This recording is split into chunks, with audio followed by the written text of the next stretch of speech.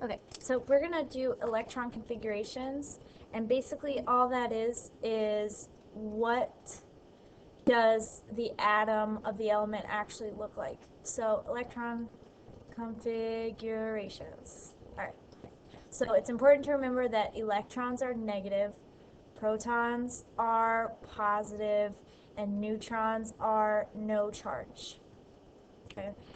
Also remember that in the nucleus you have a mass of protons and neutrons all huddled together.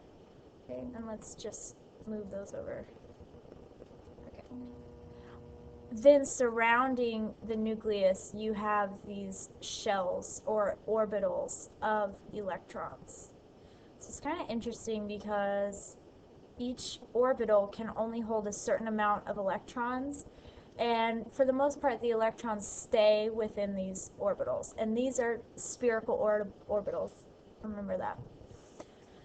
Okay, so like I said, each shell can only hold a certain amount of electrons. So the first orbital or shell can only hold 2, and the first one is always going to be the inner one. Okay, sorry about that. The first orbital is the inner one, and it holds 2 electrons. So 1, 2, and now this shell is full, and it cannot hold any more electrons no matter what. Okay. Now, when you go out, that would be the second orbital or shell, and that one holds 8. So 1, 2, 3, 4, 5, 6, 7, 8. And now this shell is full. So it's allowed to have 7 or 6 or 5 or 4, but it is full when it has 8. So this third shell can hold 8. Okay, 1, 2, 3, 4, 5, 6, 7, 8. The fourth shell can hold 8, and so on and so on and so on. So the magic number here is 8.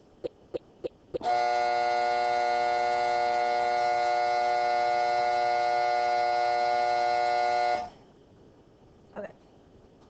So magic number is 8 for the orbital shell to be full and for the electrons to be happy and not want to be moving around.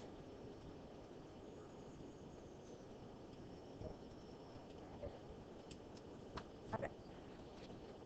So now, how do you draw them? Let's start with the example of oxygen. Okay. So we know from here that oxygen has 8 protons. We also know that I'm not asking you for a charge, I'm just asking you for a neutral oxygen, so that's going to be 8 electrons.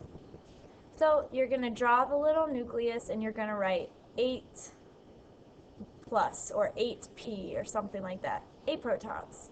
You're going to draw the first shell. It holds 2 electrons, so you're going to draw 2. You're looking for 8 electrons. You need 8 electrons.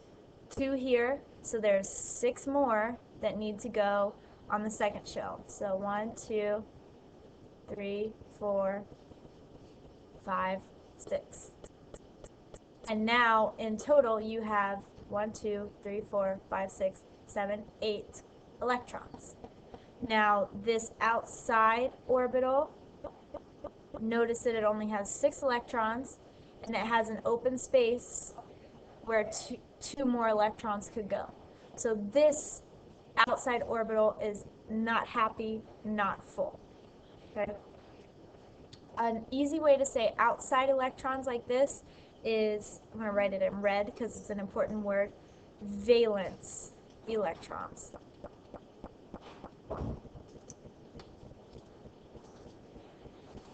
Valence electrons are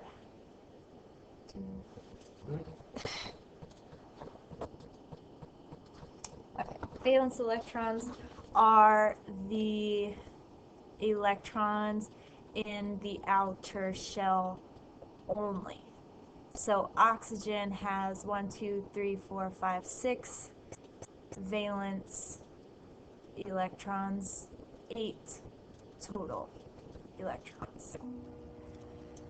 Okay, so just a couple more examples.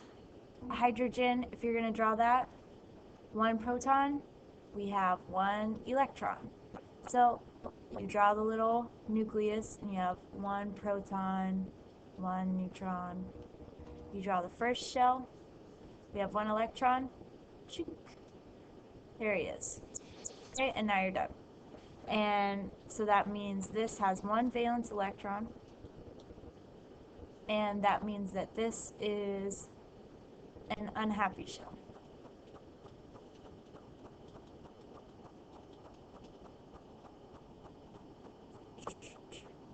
Okay, carbon, same kind of thing. Draw the nucleus. We have 6 protons, 6 neutrons, and then we draw the first shell. Oh, whoops, if we have 6 protons, that means we have 6 electrons total. Draw the first shell, 2 electrons, so that means we have to continue on to the second shell. 6 minus 2 is 4, so 1, 2, 3, 4. So 1, 2, 3, 4, 5, 6 total, that's correct, and we have 4 valence electrons.